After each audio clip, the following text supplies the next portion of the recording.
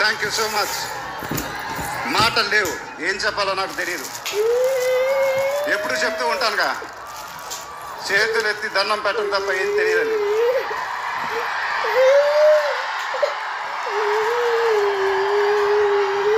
మీరు ఎప్పుడు నా గుండెలో ఉంటారు, ఎప్పుడు ఎప్పుడు ఎప్పుడు అనుకుంటా.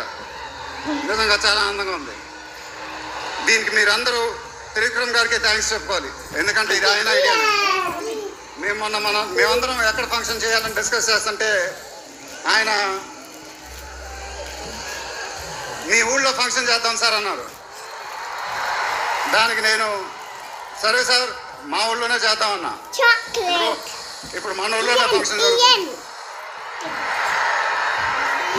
చాలా ఆనందంగా ఉంది. త్రివిక్రమ్ గారు అంటే నాకు చాలా ఇష్టం. ఆయన నాకు ఫ్రెండ్ కన్నా ఎక్కువ, నా ఫ్యామిలీ మెంబర్ లాగా. నేను ఆయన గురించి బయట ఎప్పుడు మాట్లాడను. మన ఇంట్లో మనుషుల గురించి ఎక్కువగా మాట్లాడతాం. బట్ ఈ లాస్ట్ 2 years ఆయన నాకు ఇచ్చిన సపోర్ట్, స్ట్రెంగ్త్ నేను ఎప్పుడు మర్చిపోలేను. Thank you sir. మీకు థ్యాంక్స్ చెప్పుకోవడం కూడా ఎంతగానే ఉంది నాకు. ఎందుకంటే మనం